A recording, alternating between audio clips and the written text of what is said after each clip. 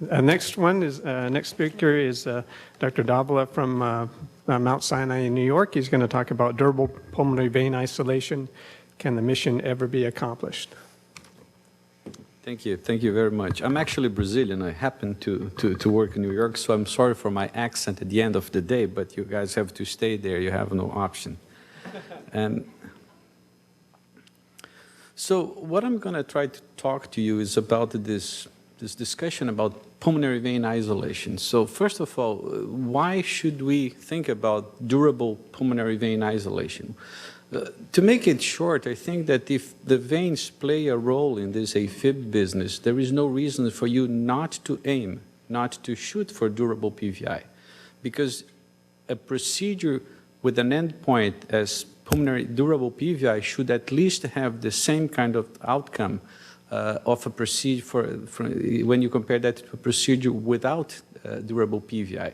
The problem is that PVI is a perfect endpoint for a procedure. It's already tough enough to compare different strategies from lab to lab. And if we want to do some sort of comparison, we have to start with something that is clearly and easy definable, which is like PVI. We also need PVI because what you see here, you can damage the vein, but as you can see there, even when in cases where you have a big delay between the A and the V, if you pace inside the vein, you can conduct in a one-to-one fashion, so you can have atrial fibrillation again. So you have to get pulmonary vein isolation all the time.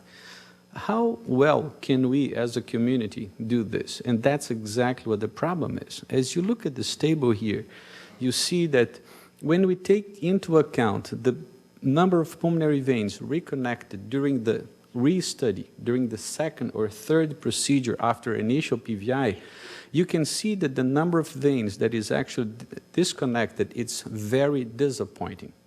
Not to mention that the number of patients who have all veins disconnected after the procedure, it's extremely disappointing. It's almost like we don't know what we are doing. If our goal is to get durable pulmonary vein isolation, how can you possibly justify that only 4 to 5% of the patients who return to the lab will have disconnected, all veins will be disconnected there. So what we are doing, we have to revisit this in some way. And even when you look at the more recent data, this is the study that was presented in Europe a couple of months ago. And just to summarize that, they were basically comparing if complete and incomplete ablation around the veins would give you a different clinical outcome. And it seems that when you go for a complete encircling of the vein, you have a little bit better, not very good, but a little bit better clinical result. But look at the number of veins who were reconnected, shown here by the number of gaps that you see when you bring the patient back 3 months after the procedure, despite the presence of symptoms.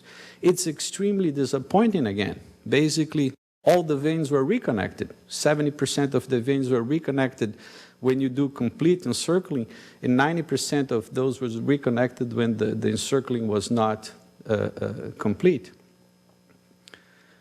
And it's the same thing. You just look at the published data and we'll see that, for instance, in this case here, that the investigators were just going around the vein, and once they could see electric isolation, they would stop and finish the procedure. In another group of patients, they would wait for an hour, and in case of reconnection, they would ablate again. And as you can see, that kind of strategy didn't play any role because all the veins, 90% of the veins were reconnected in both groups. This is actually interesting. Can you advance the next slide for me? It's not working here.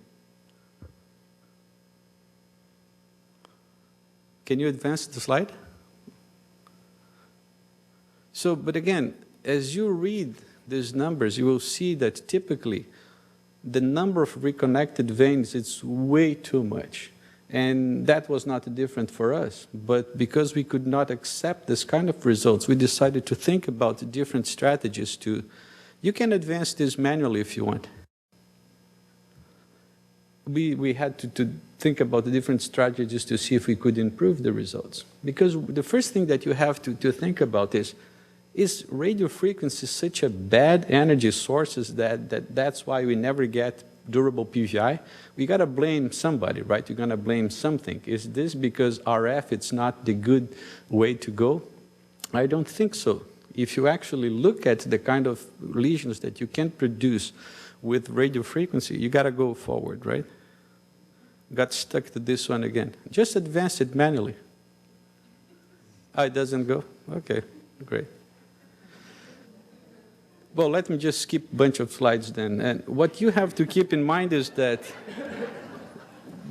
when you look at the thickness of the left atrial wall, it's very thin.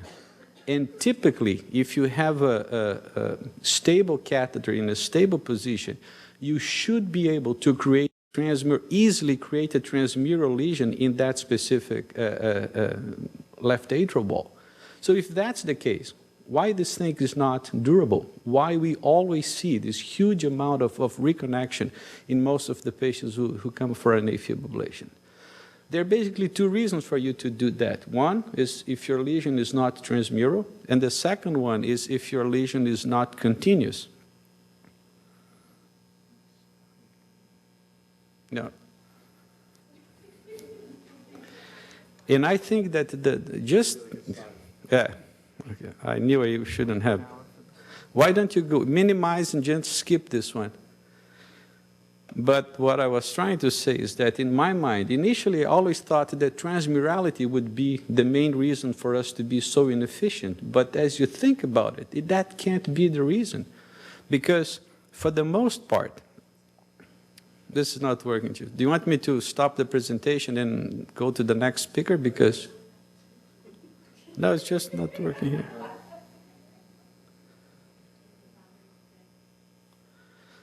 But they can't advance it manually, right? It's not my fault, it's their computer fault. We'll give you 5 extra minutes, don't worry. No, but let me just, it so cannot be transmurality because the lesions must be transmural for most of our atrial applications. You have a decent and good contact there. So what we need to do is to make sure that we have good contact if we want to improve the rate of durable PVI. And at the same time, we also need to make sure that we have a continuous line. And there are a couple of tricks that you can use to do that. They're simple, but then to show it to you, I would love to have the figures to make it easier for both of us. So the minimal changes, right, are very important in my mind. Things like the size of the dot that you project on your atrial shell, it's very important.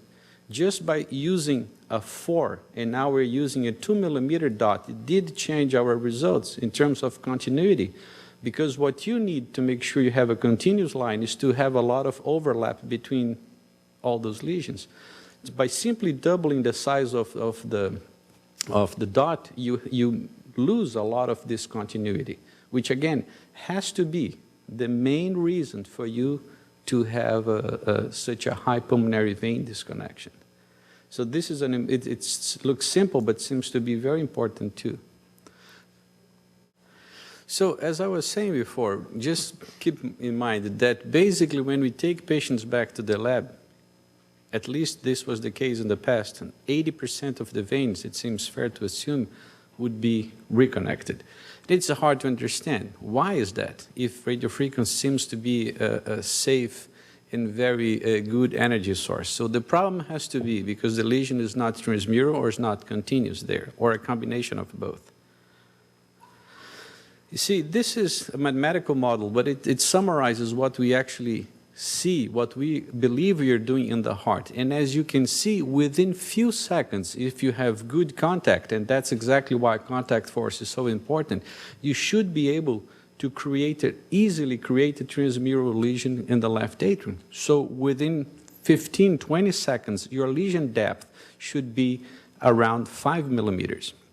So this is important because when you look at the thickness of the left atrium, it's never more than 5. So there is a reason why radiofrequency seems to be so inefficient.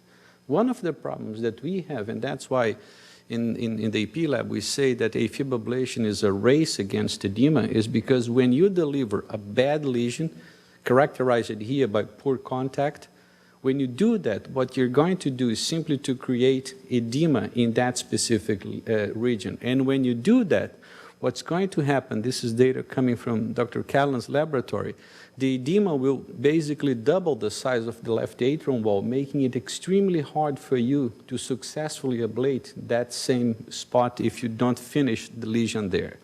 There is some data suggesting that this seems to be the case. When you deliver a bad lesion, in this case here, because you have low power or you have a low time integral force, when you deliver a bad lesion, this is your initial lesion in that specific part of the vein, this is why you will have, even if you have good lesions for the rest of the vein, this is what's going to cause the veins to reconnect. I completely agree with Dr. Callas that contact force will change the way we deliver RF. But just going back a little bit, because it's not available in the United States at this point, just keep in mind that one important thing that we have to do in the EP lab, it's always track the impedance drop. There is a weak correlation between contact and impedance drop as we ablate. But one thing is clear, the only reason for the impedance to drop is because we hit the atrial wall or the ventricular wall in this case here. As you can see here, I start my ablation, my impedance will drop because the wall temperature will go up. As soon as I stop my application, my impedance will go back to a similar level that I had before my application. So again, if you don't have hitting, the impedance won't change.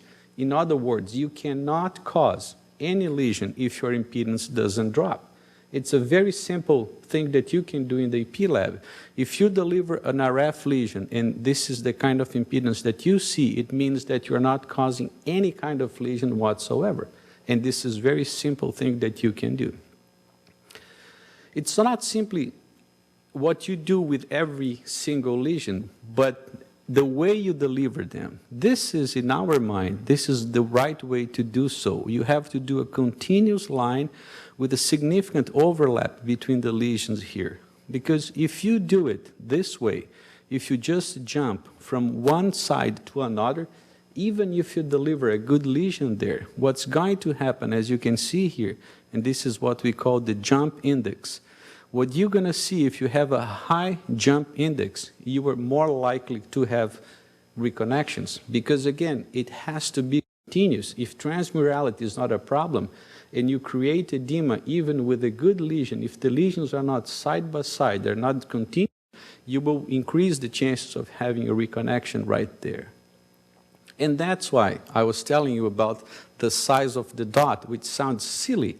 But let's just look at this for a comparison. I did place these points here manually, but as you can see, this is a 2 millimeter and this is 4. So when you ablate, if you ablate using a 4 millimeter dot, your overlap is gone. The amount of overlap that you are going to have, just compare these 3 images here, it's completely different. And this is like a real case. As you can see here, when I ablate, I try to go with a 2 millimeter dot, and then if I just change the size of the dot to 4, this is the representation that I'm going to have. So we did, simply by changing from 4, which was what we were using before, to 2, we did increase the amount of disconnected veins that we see during the redo cases. It's also seemed important to us to change what we are doing. In the past, we're always starting ablating the ablation in the hardest areas to ablate. In other words, on the right side along the ridge, and in the left side along the ridge, and for the right in the roof. But that seems to be the wrong approach, at least in our hands. Because think about edema. If edema is going to be there immediately after your ablation, within 1 minute, you want to start and finish your circle in an area where it would be easy for you to deal with edema. I don't want to deal with edema in an area where my contact, like the ridge, is poor. So if I have to choose an area to start, I should always start from the posterior wall. Again, we decided to do this because the other approach, starting in the harder areas, was not working for us. So, and this is just an example here. This is a representation of every single application, and I got this data from Anderson's. As you can see here, in this particular case, the ablation started here in the posterior wall, and then we went anterior. This is a different case where the ablation started anteriorly, and then we went around to complete the circle. 3 months after that, this vein was disconnected, and this vein here was reconnected. Again, it seems to be a silly, simple change, but at this point, I think we are here to fine-tuning what we do in the EP lab. As Dr. Callan said, we understand the pathophysiology there. And if you put lesions really close to each other with a good overlap, watching your impedance drop, looking at your contact force, and you start from the posterior wall, you should be able to get a complete isolation without placing any lesions on the carina. Putting a lesion on the carina, it's very misleading because you can get pulmonary vein disconnection despite the presence of very bad lesions along the veins. So you can do the carina after finishing the circle. That's okay, because you can validate your circle before burning the carina. So in our lab, we, as much as we can, sometimes you can't do that, we never place a carina lesion before we are done with the circle. And if you follow these rules, what you're going to see from time to time, many times actually, is that even when you have a large gap along your circle, the veins are disconnected. So we decided to look into this a little bit better to decide what to do with the visual gap in the presence of a disconnected vein. And as you can see, the visual gap can be seen around the veins, anywhere. And this is the case that we took into consideration before we planned for this study here. This is my patient. I did this ablation here, and when I went to the left side, because the right side, because the esophagus was here, the veins were disconnected, and I decided not to ablate. So the patient went home and later came back with a fib. I took the patient back to the lab, and sure enough, my reconnection for the right veins only was right along the gap. So it seems that the visual gap, even in the presence of a disconnected vein, may play a role on the reconnection strategy. This is, then we took like 20, 30, around 30 patients, and this is what we did. We were starting here, as you can see, we went anterior, and then when we get to this point, the vein got disconnected, despite the presence of a large, like 30 millimeter visual gap. And when you give adenosine to these patients, you have reconnection again through the visual gap. So the only way for you not to see adenosine-mediated reconnection was to burn the gap again. So when you look at the data, we took these 23 patients here, and to make a long story short, after getting vein disconnected and checking for entrance and exit block, adenosine was given. And as you can see here, in 30% of these patients, there was dormant conduction, and 70% of that was through the visual gap. So again, you have to place the lesions in a way that you will never leave a visual gap there. So the visual gap should be ablated. It has to be a complete circle. By using this kind of strategies, we were able, at least in our lab, to change our previous results. As you can see here, we look at 81 consecutive patients, half of them with paroxysmal AFib, and 14 of them came back to the lab because of recurrence. And now there was a big change. Instead of having 80% of the veins reconnected, we had to deal with a different reality. In this population, using the strategies that I just shared with you, 90% of the veins were disconnected. So it seems that when you add, and there are other things that I'll discuss with you in a minute, you can actually change from 80% reconnection to 80% disconnection. And because we were moving, I guess, in the right direction, we also decided to go for a very different philosophical change. We decided that we should report our results in a different way, not simply talking about free of recurrence or free of AFib. Because the goal of your procedure, if the goal is to go for PVI, you should be able to do that in a safe way. And this has to be part of your successful report. And we just published this like a month ago. We came up with this idea. It's just a concept, okay? I think it's the first time we tried to create like a assessment score for AFib ablation, and I'm sure you will have a different opinion about this. But what we are doing here is basically trying to show you in an objective way that the redo rate and the pulmonary vein reconnection, you can use those variables to assess the quality of what you are doing. If you have a huge redo rate and a huge reconnection rate, there is room for improvement. On the other hand, if you have a minimal redo rate and a very small reconnection rate, but a very high complication rate, if you had to use like a lot of energy to do that, you also have to reanalyze your strategy there. And that's the whole point here. If you have a high redo and a high pulmonary reconnection rate, you can clearly see that there is room for improvement. And of course, if you have a high complication rate, it will denote that you have a poor ablation strategy that you have to change in some way. This is a little bit of the summary, and this is how we would love to report our results from now on. If you look at the worldwide data, and this is a number that we had to create, right? The number wasn't there. I would say that if you take these 20,000 patients into account with a classic redo rate of 30% and a classic reconnection rate of 60%, and these are the complications that are reported there, the quality score number would be 130.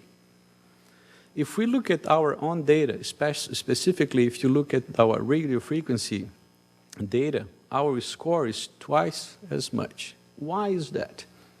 Well, in this specific situation is because our reconnection rate was smaller, like 20% of the veins were, the redo rate, we had to redo 20% of these 170 patients. Our reconnection rate was around 25%, different from 80%. And we had few complications, as you can see here. So because of that, the number is this. So, but now I can clearly compare my results to Dr. Natali's results. Natali reported this data last year, if I'm not wrong. And as you can see, his alpha score, it's better than mine. Why is that? Well, because as you can see, again, his reconnection rate was smaller, and his complication rate was smaller than mine, was lower than mine. So what I'm trying to do, and just because of this, now we don't get like our arterial stick anymore. We measure blood pressure through the radial artery, and I'm changing my energy delivered a little bit. Instead of burning with 30 watts, I'm trying to burn with 35 watts. They use 40 watts because I want to bring my reconnection rate even lower. I want to go closer to what he has. So, but now it's clear to me why needs to be done for me to improve my results. Instead of simply saying that my successful rate, my PAF freedom is X, Y, and Z. In some ways, I believe that we almost write the manuscripts backwards because we already know the conclusion.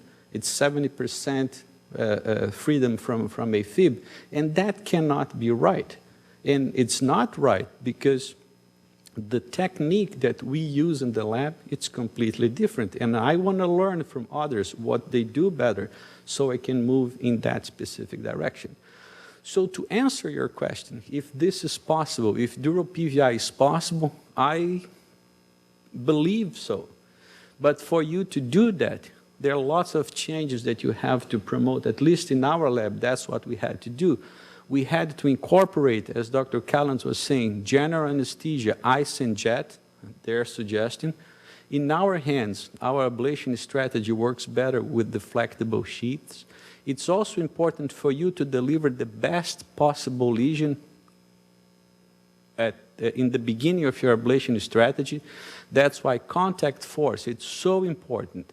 And you have to do this in a point-by-point way with no carinal lesions, leaving no visual gaps when you go around the vein. And each application should have at least a 10% impedance drop, because again, it doesn't matter what the contact force says. You can have 50 grams. If the impedance doesn't drop, there is not enough contact or enough footprint between the catheter tip and the tissue.